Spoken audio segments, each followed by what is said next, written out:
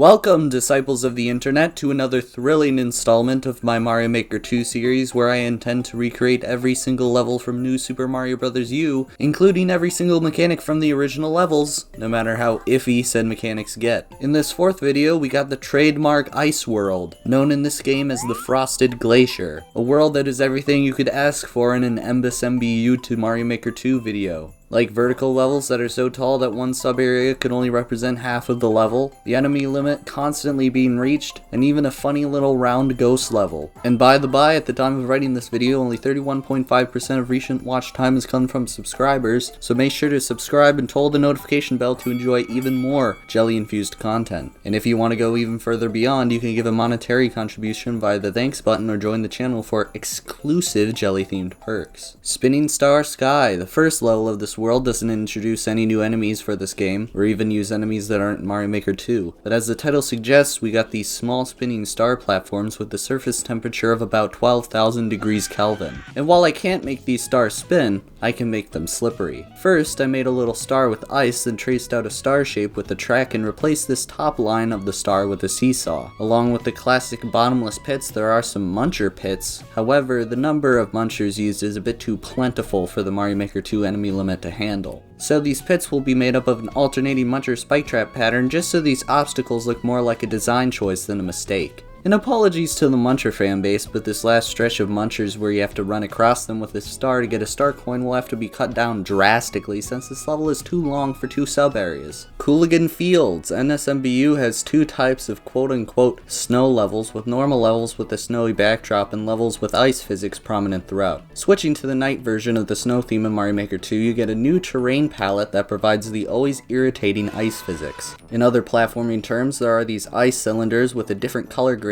but most of them don't move, and the ones that do are after the second area cutoff point, so I don't have to worry about them. In enemy terms, there's literally only one, the Cooligans. They slide back and forth on the ice and take 2 hits to defeat. Most Mario enemies in Mario Maker 2 simply aren't fast enough in horizontal terms, but if any enemy on a track is given wings, they are given a significant speed boost. Now for the question of which enemy to put on these tracks, I've chosen Red Wigglers, since they are fast, bouncy, and are longer lengthwise than height-wise. Damn, boy! Some Cooligans slide out of pipes, however these Wigglers will need their wings removed so they don't jump upwards. Back onto the topic of this level being cut off early, the third star coin for this level rests in the cutoff area, so I moved this last star coin back into this earlier segment of the level. Freezing Rain Tower. Now the first half of this vertical tower level is actually quite simple, until we get to the checkpoint flag and realize that all of the vertical tower sub-area was just used up, but let's not worry about that yet. Around every turn there are these icicle obstacles, and while the little ones are in Mario Maker 2, they also have a giant variant that only falls once and is used to get the player across gaps. Most of this icicle will already have to be on the ground, however, in order for it to still be an obstacle that the player must avoid. I put thwomps above each of these icicles so they get stuck inside the icicles and the player must spin jump on their heads in order to progress. Further into the level, we got these massive platforms that extend out of the wall, which is a perfect opportunity to utilize yet another giant seesaw platform. Now on to the second half of the level. Since this is such a large chunk of the level, it can't just be skipped. So there are now 5 little sections shoved into the main horizontal sub-area. A large source of difficulty for the section is removed since the main point is to manage these dry bones on your platform, and now they are erased by intermission sections every 10 seconds. But at least we got the floating icicles. Now onto Boom Boom, and since this world is supposed to be similar in difficulty to Sparkling Waters, Boom Boom is still only given the power of jumping, but since Kamek can now transform the ice blocks in the arena, they have to be shoved into the ceiling. He's in the ball. Prickly Goombas, yet another ice-coated level with a few rolling hills, mechanics that we've already seen before. So what about the aforementioned Prickly Goombas? Well, they are completely stationary spike balls who when hit by a fireball will jump out in their Goomba form. So at least for the stationary ones, we got this monstrosity where if a frozen coin is hit by fire, the Goomba will jump out of its one-way door confines. And the Prickly Goombas on the rolling hills can simply be a spiny on Goomba stack. There's also technically one more type of Prickly Goomba with this bonus sub-area where you have to either spin jump or jump with Yoshi to get this star coin. Since they are too close together for the Goombas to be held in by one-way doors, the Spinies instead get to walk infinitely on these munchers. But these Goombas can't just be freed by your fireballs, they can also be freed by the fireballs from these Fire Bros. Since these guys must have a fire-based attack, I replaced them with a red cannon with potaboos inside. These cannons also must be set onto tracks so they can hit multiple prickly Goombas, which is helpful in the case of this one star coin section where you have to jump on the Goombas to get the coin. Scaling the mountainside. The squirrels are back. Anyways, this level is actually shockingly tame with just a few bullet bill cannons and those lift platforms from above the Cheep Cheep Seas. However, each of these cannons must be supported by a hard block so they don't fall into the ether. But credit to the slightly boring level, it is just short enough to be the first level that can actually finish with 2 Mario Maker 2 sub-areas worth of space. And speaking of the ending, there's a Bonsai Bill cannon near the very end, and there are Bonsai Bills in Mario Maker 2, but no Bonsai Bill cannons. So, I made my own. But they can only shoot normal bullet bills. At least I can put a few Bonsai Bills before this cannon comes into view to give the illusion that they are fired from this cannon. And before I forget, there is technically one new mechanic in this level with these smoke clouds that can conceal coins. I just made a ring of cloud blocks over the groups of coins I wanted to pretend to hide. Icicle Caverns. If you can guess what the main obstacle in this level is, you get a gold star. But these icicles were already present in the Freezing Rain Tower, so we can just skip over them. Well, not all of them, since there are a few instances in this level where you have to run into an area before a giant icicle blocks it off. So one of these decorative icicles on the side can be substituted with a one-way door. This level also has 2 ice bros, one of which you have to jump onto to reach this sub-area, and thankfully we do have another enemy with a snow-themed projectile, as spikes will throw snowballs instead of spike balls specifically when the snow theme is used. And while these projectiles don't freeze you, they are topical. Swaying Ghost House. As the very next funny ghost level begins, you can quickly realize that the main gimmick of this level isn't in Mario Maker 2. The swaying auto scroll that goes from right to left. You can customize how you scroll forward, but there is no option to scroll backwards, so the player is just allowed to go wherever they please. In viewing this level in strictly enemy terms, there isn't much to complain about, just some normal boos.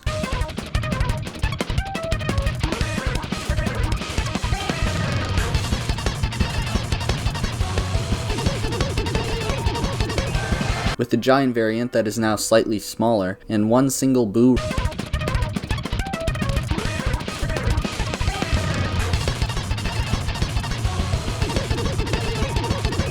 ring. Now, unlike the previous ghost level, Haunted Shipwreck, sub-areas are a lot shorter, but more numerous in number, 13 in total. But surprisingly enough, these areas are so short that 12 out of 13 of them can be remade in Mario Maker 2, except for the alternate exit room. We don't have that much room. Don't be silly. A lot of the puzzles for this level involve P-switches in some way, and to prevent soft locks, they pop back up after they run out of time. However, in Mario Maker 2, these P-switches will have to readily pop out of pipes, so there will be no situation where the player gets stuck. A lot of these platforms like to move with the auto-scroll, which no. So instead we can set multiple blocks onto tracks and they won't become desynced since these rooms are only about 1 screen wide. On top of all the connections between these 13 rooms, there are also some fake doors put in easy to reach places, so I made my own fake doors, practically indistinguishable from the real thing. One more tiny little thing, in this one room you can find an orange switch that reveals the true exit with these arrows, but you can obviously see the real exit in the Mario Maker 2 version, so I just used a POW block to give the player a couple coins. Flipperous Lake, as the title implies, has a non-frozen lake, so yet again have to switch to the jungle theme and place all of our ice blocks by hand. But also, according to the title, there are some flipperuses, which are these walrus creatures that throw snowballs. Spike yet again comes in handy, however he no longer throws snowballs due to the switch to the jungle theme. There are also these 9-block long crate stacks that have their own physics system. Best I can give you is a singular blue platform with a track that goes down to the surface of the water. And as you can probably notice, there are some patuis that rest on the surface of the water. The patui itself is just a stationary piranha plant, but the floating spike ball is now a muncher as spike balls tend to roll to the side, and for the elevation of the muncher itself I am forced to take out the twister from my inventory yet again. This level is also one of the mighty few in this world that can actually end the level where it's supposed to. However, it is very close and this one sub area will have to be shoved into the back left corner of the sky. Wendy's Shifting Castle. Now this level could best be described as massive gaps with occasionally thrown in giant metallic pillars with platforms that extend out to the left, right, or both directions. Now in Mario Maker 2 I have made this jumbled tower of blocks with a winged platform that swings to both sides, and the next thing you might see about the Mario Maker 2 version of this level is that it uses the Ghost House theme. Well, that is just because there is no lava in this level and it makes the boss room look really weird. These gaps are also so large that the boss room is moved up to be halfway in between this final gap, and sub areas must be shrunk. Along with thwomps, there are also a couple thwimps that could just be replaced with flying munchers on tracks, as thwimps obviously can't be killed by fire. Now on to the Wendy boss fight. The area itself will be a bit more blocky due to the lack of ice slopes, but at least Wendy's shell has the ability to jump up those little steps. Also, the icicles in this boss fight are supposed to fall whenever Wendy shoots magic at them, which now they constantly fall, but I think it makes for a more captivating experience. Now before this video ends, there's one last conclusionary segment where I rank every level from this world in terms of how accurate the Mario Maker 2 version is to the original game, from least to most accurate. Number 9, Freezing Rain Tower. Number 8, Swaying Ghost House. Number 7, Wendy's Shifting Castle. Number 6, Spinning Star Sky. Number 5, Cooligan Fields. Number 4, Prickly Goombas. Number 3, Icicle Caverns. Number 2, Flipper's Lake. And number 1, Scaling the Mountainside. And if you want to play any of these beautiful snow levels, you can find all 4 levels along with every level from the previous 3 worlds by looking up the Mario Maker ID for my third account currently shown on screen. And if you want to view more content like this, or just more jelly-soaked sleep paralysis demon fuel, stick around. And in membership terms, starting at the Jelly Council tier, we have Matt Kurtzals,